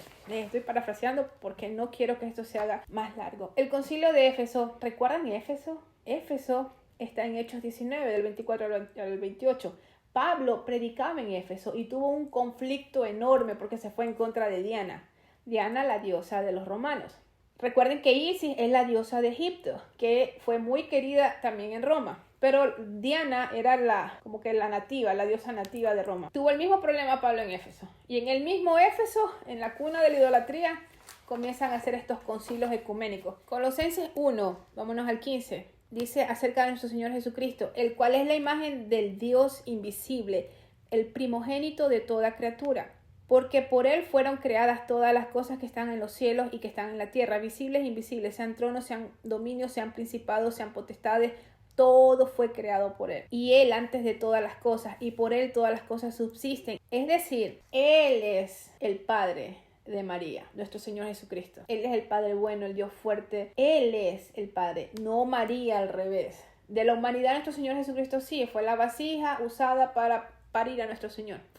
Ella fue la bienaventurada. No fue nuestro Señor Jesucristo bienaventurado de tenerla a ella. Peor nosotros de llamarla madre. No es nuestra madre. Es la madre del Señor Jesucristo, usada. Ella tiene lo que por un momento tuvo el cubrimiento del Espíritu Santo, ahora yo, como cristiana, lo tengo al Espíritu Santo dentro mío, todo el tiempo. No solo me cubre para una cosa, todo el tiempo al Espíritu Santo. Tú, cristiano que me oyes, tú tienes al Espíritu Santo. Tú estás igual que María. María fue usada para eso, pero nosotros tenemos más ventaja que María porque el Espíritu Santo mismo está en nosotros. Entendamos esto. María no es Madre de Dios. Cuando están diciendo que María es Madre de Dios, están haciendo una herejía. María, ¿cuántas veces es nombrada en la Biblia? Les leí todo lo que dicen acerca de María y lo abrumador y enfermante que es oír tanta blasfemia junta. María es solamente nombrada 15 veces en la Biblia. La única vez que se le dice madre de algo es su prima Elizabeth, que le llaman Madre del Señor. Nuestro Señor Jesucristo nunca le dice madre a María. No van a encontrar un versículo, no pueden encontrarlo, que el Señor Jesucristo diga mi madre, mi madrecita santa,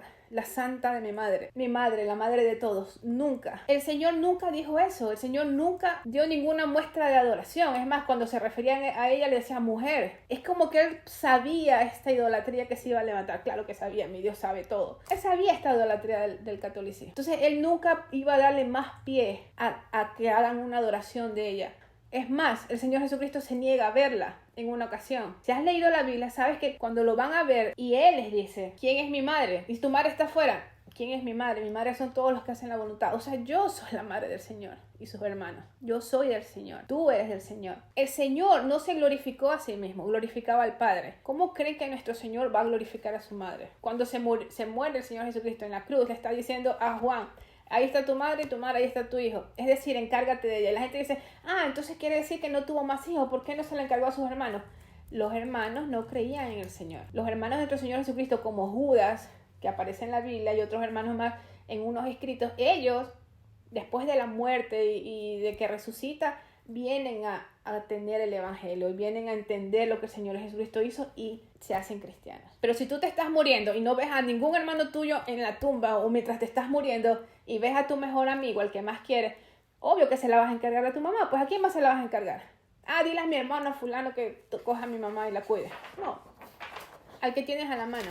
Juan nunca escribe de María. Juan jamás, que fue el encargado de María, nunca dice nada acerca de María. Porque el objetivo de la Biblia no es María, es el Señor Jesucristo. María no pinta ningún cuadro aquí. María no sale para nada, solamente para parir a nuestro Señor y para ser la favorecida al tenerlo. Vamos a ver los papas. Ya sabemos que Pío XII fue el que impuso. Juan Pablo II hizo esta carta acerca de María. Primero, Pío XII. ¿Quién era Pío XII? Llamado también el Papa de Hitler. Porque fue cómplice silencioso del exterminio nazi. Fue fuertemente criticado Pío XII por quedarse callado sabiendo de los campos de concentración, que estaba al tanto. Hitler iba a visitar a Pío XII. Sabía todo, no dijo nada. Nunca alzó la mano públicamente por los judíos. Un término, la ruta de las ratas. Pueden investigar la ruta de las ratas de los nazis y el Vaticano. Cuando hubo la invasión a Alemania y se dieron cuenta del exterminio, todos los nazis huyeron. ¿Saben por dónde huyeron? La mayoría. Se cree que el 80% de los nazis que escaparon por el Vaticano. Habían dos rutas para escapar. Una de ellas era el Vaticano. Por los túneles debajo del Vaticano. Es decir, debajo de las faldas de Pío XII,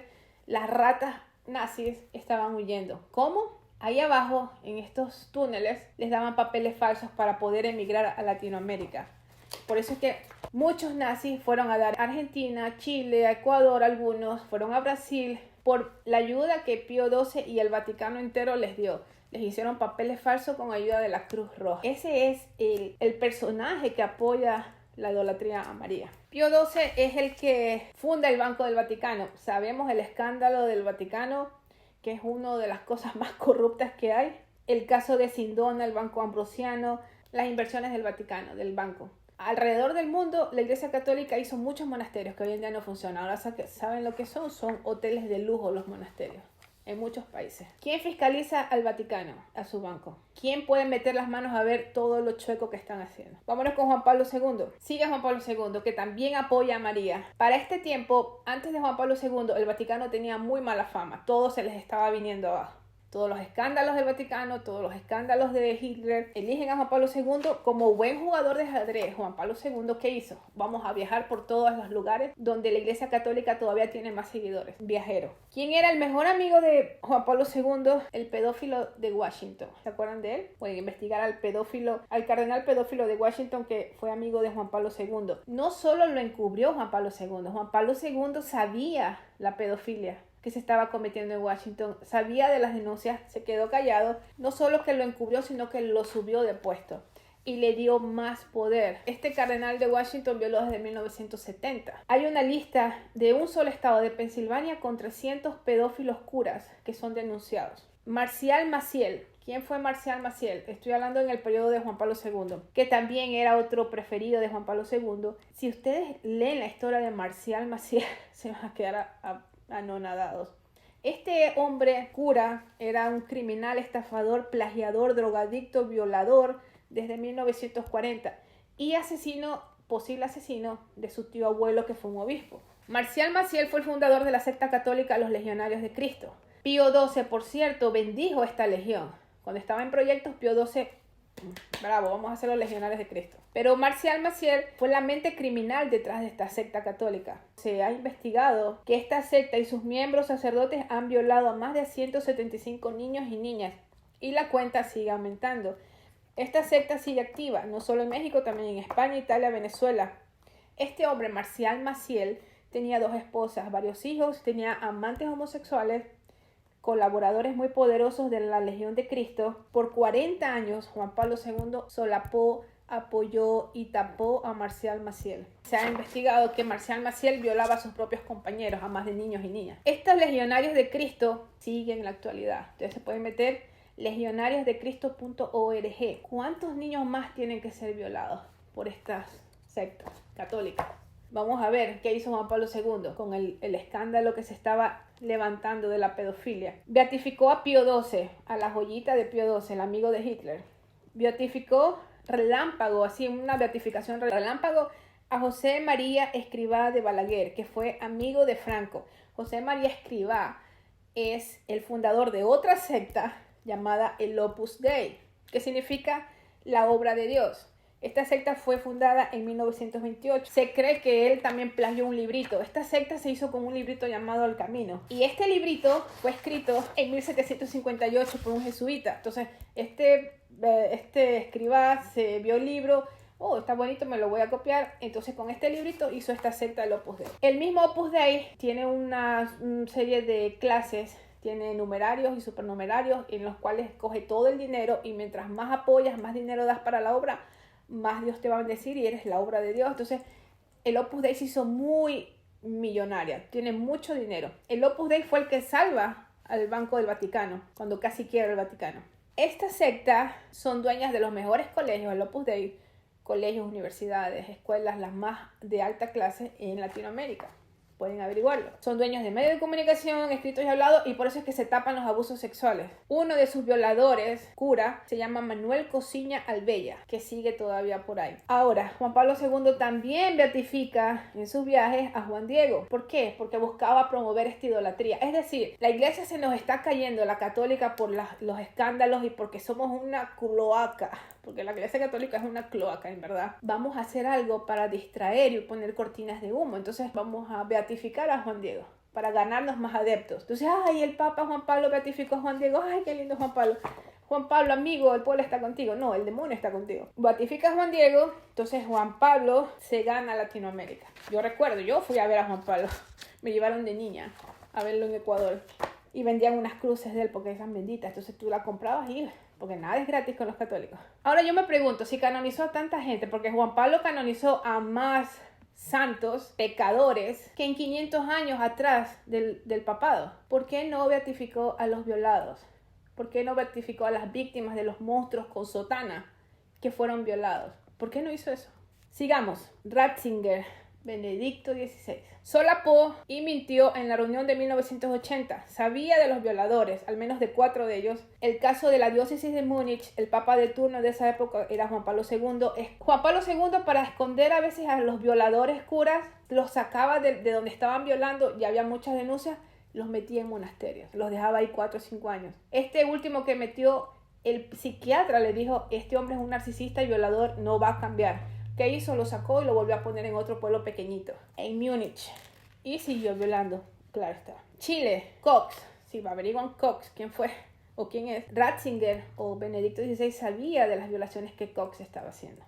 Ahora, Ratzinger o Benedicto XVI, para tapar esto también, siguiendo los pasos de Juan Pablo, ¿qué hizo? Lo beatifica Juan Pablo II en una beatificación express tan escandalosa, porque se sabe que tienes que tener un tiempo para beatificación, para probar los milagros, y es un trámite la beatificación. No, Ratzinger lo hizo rapidito, para callar, ¿se acuerdan de los Batilix? A callar eso y a callar la pedofilia de los curas. Vamos con Francisco, el último. ¿Ustedes creen que es coincidencia que Francisco haya sido elegido papa? Si ustedes ven el mapa de la Iglesia Católica, en el mapa del mundo, donde están las mayores concentraciones de católicos, Europa ya no hay casi.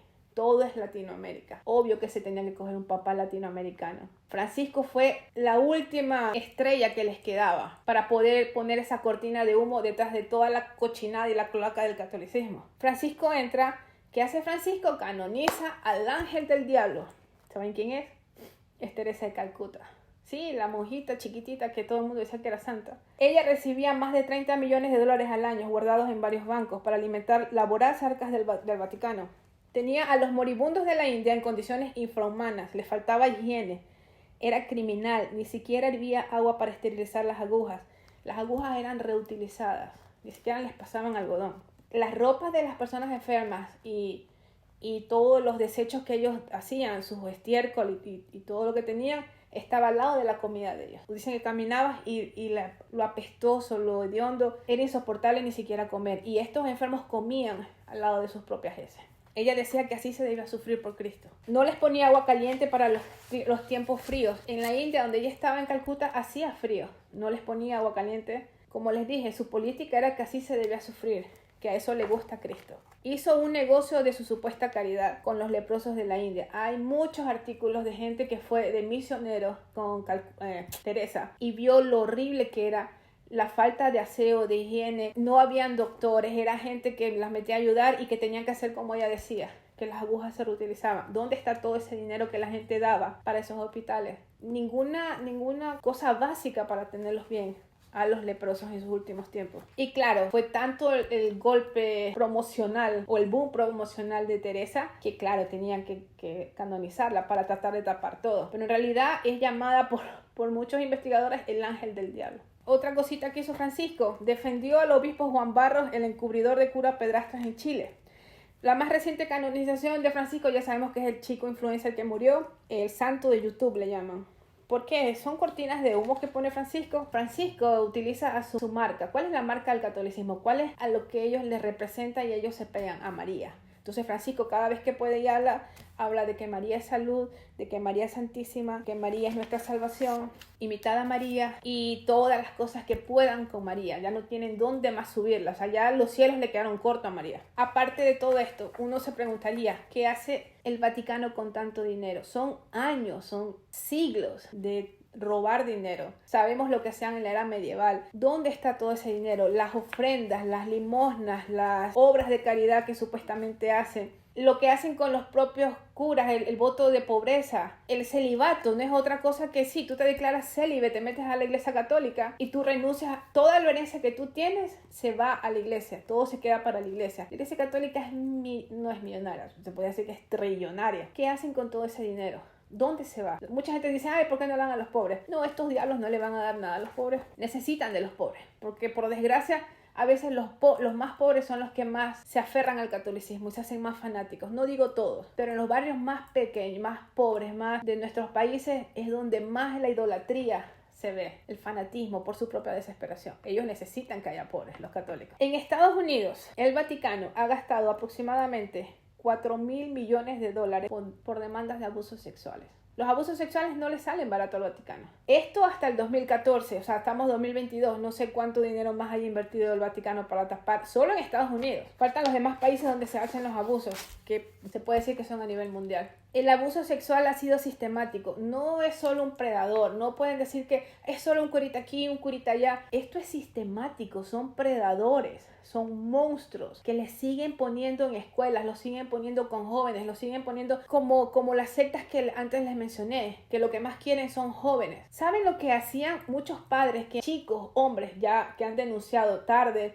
a estos violadores y las violaciones, las denuncias prescriben? Sus propios padres sabían que los violaban, pero a un cura no se lo denuncia, a un cura se lo venera. Entonces, si tus propios padres sabían que te violaban y no decían nada porque era el curita, imagínense en estas personas.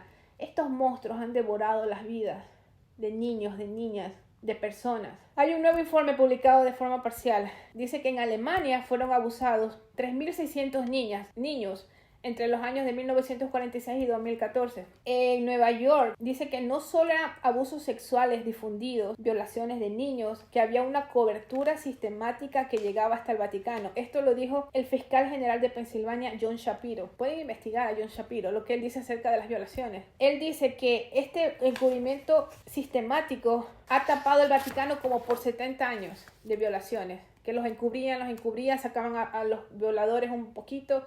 Al de Washington no lo sacaron, lo subieron de puesto. Dice que los sacerdotes estaban violando niños y niñas, y los hombres de Dios que eran responsables de ellos no solo no hicieron nada, sino que escondieron todo por décadas. Según Shapiro, funcionarios de la iglesia describieron la manera rutinaria y deliberada que las denuncias de abusos, los curas decían que eran juegos bruscos, que eran peleas y conductas inapropiadas. Shapiro dice, no era ninguna de estas cosas, era abuso sexual infantil, incluida la violación. Ahora, estos escándalos de las violaciones y toda la asquerosidad del catolicismo, ¿ustedes creen que es nuevo? Estos papas se llaman los vicarios de Cristo, así se dice. Vicarios quiere decir el sucesor. Ellos no son vicarios de Cristo, son vicarios de Belial. Son violadores, asesinos, delincuentes, corruptos. Vamos a ver un término que ustedes también por favor investiguen, ¿no? Se llama la pornocracia papal. Esto fue en el 882 de nuestra era hasta el 1000. Esta pornocracia papal duró casi 30 años. La pornocracia papal se le llama el reinado de las prostitutas. Era Teodora y Marozia. La madre y la hija eran amantes del mismo papa Sergio III, más conocido como el esclavo de todos los vicios. Sergio III asesinó a 2 predecesores y realizó el concilio cadavérico. O sea, era un concilio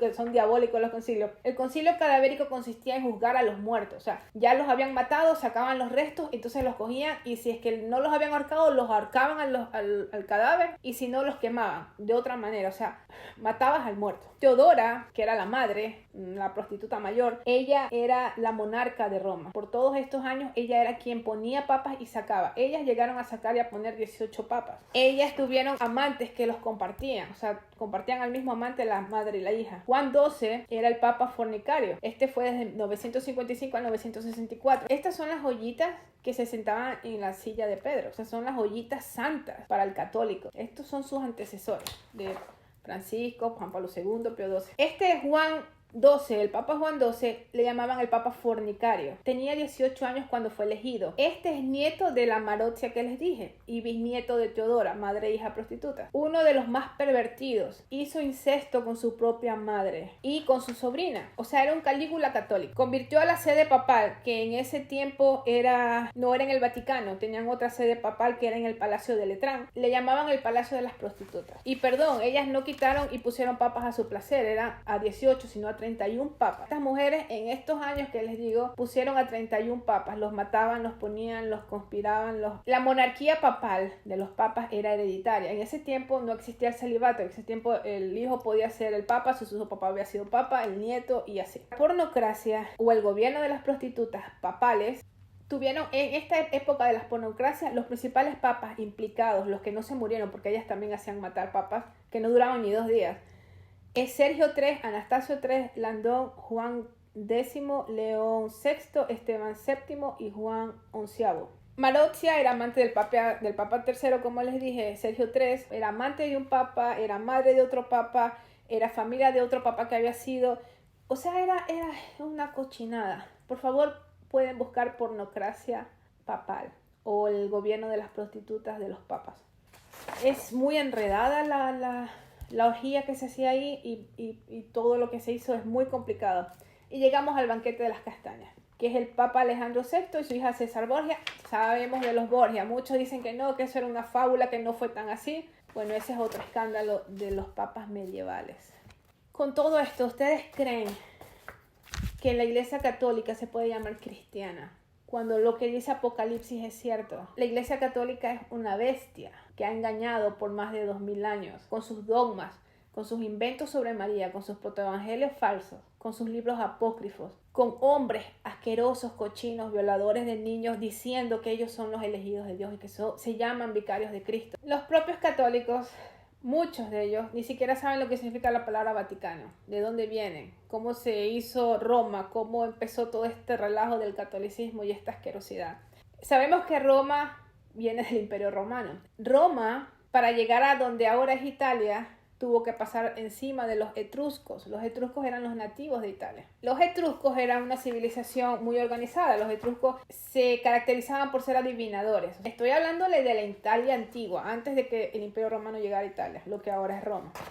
Los etruscos tenían los libri fulgurales y los libri aruspicines, es decir, los fulgurales, que ellos interpretaban los truenos. También adivinaban por medio de las entrañas, como le decía, de los animales, que esto se llamaba libri aruspicini. O sea, estos eran adivinadores por excelencia. Los etruscos llegan a Roma, los invaden. Ellos tenían a su dios Tinia, que es el Júpiter de Roma y el Zeus de Grecia. Tenían bosques sagrados, como lo que el Señor condena en la Biblia. En muchas Biblias ustedes no van a entender lo que es un bosque sagrado. Un bosque sagrado eran árboles donde tenían y utilizaban estos árboles para adorar ahí a sus dioses. Tenían relaciones en los árboles, utilizaban mucho lo que es los árboles para hacer tradiciones paganas, cultos paganos. Por eso es que en Roma habían los bosques de Diana, los bosques de Eugenia, los bosques de Juno, los bosques de la Verna, los bosques de las Musas. Todos estos eran bosques que eran frondosos que servían como altares de adoración a estos dioses, a estos demonios. Roma toma a los etruscos, coge algunas cosas de ellos, y Roma, antes de que llegue el catolicismo, creyéndose cristiano, la Roma como el imperio romano pagano, más pagano de este mundo, tenía pontífices. Eran consideradas personas sagradas y la tradición decía que Numa Pompilio fue el fundador del colegio. Por eso yo les decía, cuando estos curas dicen en los dogmas, el colegio apostólico, no, eso no es bíblico. El colegio apostólico es de la Roma antigua, de sus tradiciones paganas antiguas. Tenían también a los filamines, tenían a los sacerdotes, tenían a las vestales. ¿Qué son las vestales? Son las monjas del catolicismo. La Biblia no nombra monjas. La Biblia no tiene vírgenes para Cristo. Eso es una herejía que lo tomaron de la antigua Roma. Es decir, la católica cogió todo lo pagano romano y un poquito del Señor Jesucristo, y lo hizo como era siempre. Siguieron con sus mismas cochinadas tradiciones asquerosas, satánicas, antiguas. Tenían a los feciales, que claro, pertenecían a las familias más ilustres. Tenían sacerdotes menores y auxiliares, tenían saurios, pularios, calatores, tenían fictores. Bueno, era toda una organización burócrata, la de la antigua Roma, la pagana. Ahora, la católica pagana romana, que es la misma, tienen papa, patriarcas, arzobispos mayores, cardenal, primado, obispos metropolitanos, arzobispos, obispos diocesanos, otros obispos, abadesas, ordinarios, bajo clero, fraile, o las hermanas, vicarios, decanato, curas, sacerdotes, asistentes, seminaristas, clero secular, clero regular, diaconado. Es copia y pega de la antigua Roma pagana y de cosas de los etruscos. Como les dije, los etruscos vivían en lo que es ahora la Italia que conocemos, Roma. Ustedes saben de dónde viene la palabra Vaticano. El nombre de Vaticano viene del dios etrusco Vaticanus o Vagitano. Y aquí se practicaba mucho la adivinación. La Basílica de San Pedro. Ahí en esta basílica donde la hicieron era donde se reunían los adivinos etruscos y era la adivinación en pleno. En la Basílica de San Pedro hay una imagen que dicen que es de San Pedro, que está sentado. Entonces le dejaron un pie que no cubre el manto. Entonces la gente va y toca la patita de San Pedro. Entonces la gente, de tanta devoción, adoración y fanatismo, iba y le besaba y le tocaba el pie, disque a San Pedro, y se lo sacaron. Entonces ahora le pusieron un zapato. Pueden averiguar eso. En realidad no es San Pedro, se dice que ese es Júpiter. Era una imagen de Júpiter que la recambiaron para darle la imagen de Pedro. O sea, tanta es la sinvergüencería y tanto es el fanatismo del católico que no investiga, no se da cuenta de eso. Es más, si se enteran, no les va a importar. Lo van a seguir haciendo, muchos de ellos. Esa es la triste realidad. El fanatismo no solo te ciega el entendimiento, te nubla la razón, te deja ciego, sordo.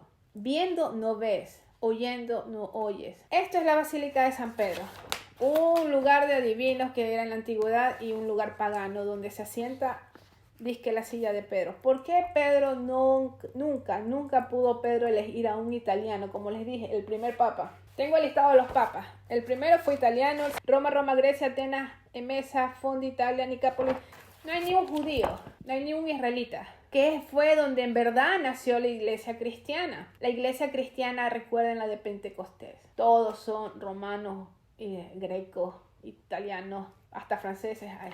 No hay base para que digan que Pedro estuvo en Roma. Es el dogma, la creación fanática y lunática de los monjes, de los católicos, que dijeron que Pedro fue allá y que Pedro cogió y lo escogió a Lino y lo dejó como su sucesor. No hay tal sucesor de Pedro. Estos son sucesores de Belial, de demonios. Por eso es que el Vaticano está lleno de imágenes de demonios. Entren al Museo Vaticano, vean los demonios que están ahí. Ahí está Isis, con el bebé en brazos. ¿Qué más? ¿Qué más necesitan ver en una iglesia demoníaca? ¿Qué más imágenes aterradoras y cosas asquerosas necesitan para abrir los ojos? Ni que el mismo Francisco dijera, sí, saben que decir, está bien, es el Francisco, es el hombre con gorrito al que se lo debe adorar. Porque también adoran al Papa. Por eso es que le besan la mano, están idolatrando a un ser humano lleno de errores, de defectos, tan mal, tan dañinos este hombre, que sabiendo la verdad, porque ellos tienen la Biblia, ellos la estudian y siguen propagando y promoviendo la idolatría a María. ¿Ustedes creen que Francisco no sabe qué dice Isaías? Lo que dice Oseas. Lean la Biblia, lean el Antiguo Testamento. No lean estos libros. ¿Tú eres católico? Omite los libros que te dije al comienzo.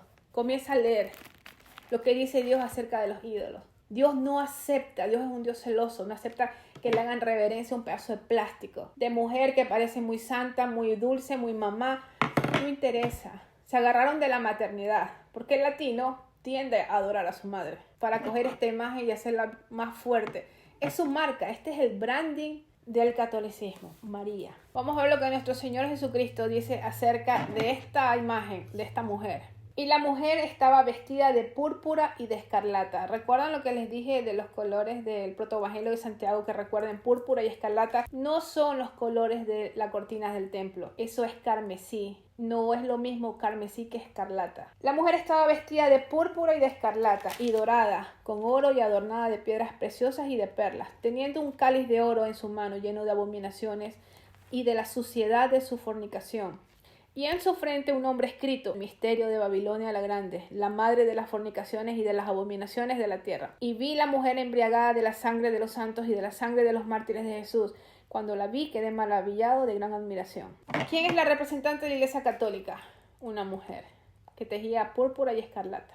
Ella es la representante de la Iglesia Católica en pleno. Ella es la Iglesia Católica. Así como la novia de nuestro Señor Jesucristo no es ella la iglesia ni la iglesia católica, es la verdadera de Pentecostés, que nació en Pentecostés. Esa es la verdadera iglesia. Los seguidores de Cristo, no tenemos más libros, no tenemos dogmas de hombres, no tenemos doctrina. Yo no sigo ninguna doctrina, ni de Calvino, ni de nadie. Mi doctrina es mi Señor. Es lo que dice aquí, es lo que el Espíritu Santo me hace entender, porque me esfuerzo por leer todos los días esta palabra con el Espíritu Santo, porque sin Él sé que no la voy a entender, que las palabras van a pasar. Es el Espíritu Santo, el único intercesor, el único intermediario que nuestro Señor Jesucristo nos dejó, el Espíritu Santo, no este pedazo de plástico y de yeso. Este engaño ha durado 2000 años de la Iglesia Católica, desviando a todas las ovejas que podían haber sido del Señor Jesucristo y desviándolas hacia la idolatría y el fanatismo. El Señor no quiere que nadie se pierda. Yo tampoco. Tengo amigos, familiares, conocidos católicos. Esto es para todos ellos. Estás siendo culpable de idolatría. Es una condena que te lleva al infierno. Esta mujer, este pedazo de yeso, te va a llevar al infierno. La culpa es de los papas, sabemos, y de todo este endemoniado catolicismo que hay. Ellos pagarán sus cuentas, pero tú como oidor de la palabra, si estás viendo este video, ya no tienes excusa. Averigua, investiga. Voy a tratar de dejar todos los links. Abre los ojos, investiga. Porque el Señor otra vez no quiere que nadie se pierda. El pueblo perece por falta de conocimiento. Coge tu Biblia católica. Esto no te cuesta más de $20. La puedes comprar. Compara, lee. Es tu vida, es tu salvación la que está en juego. Es tu eternidad en un infierno o tu eternidad con nuestro Señor Jesucristo. El único Salvador, el único por el que fue todo hecho, por el que fue escrita, para adorar a nuestro Dios. Solo Él salva, solo Él. Él es el Cordero. No el burro que estaba en el pesebre, no la mamá, no el padrastro. Él, el Señor Jesucristo. Sé que me he tardado mucho en hacer este video. Esto me ha llegado hasta enfermar. Ha sido muchos días de investigar, de querer hasta vomitar por toda la cloaca destapada. Que el Espíritu Santo los ilumine, que sea el Espíritu Santo el que los convenza, el que los redarguya.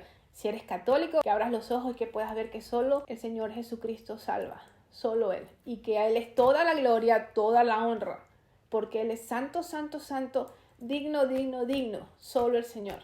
Y así me despido, que mi Dios los bendiga, los llene de sabiduría y discernimiento. Les mando besitos, nos vemos en la próxima. Bye bye.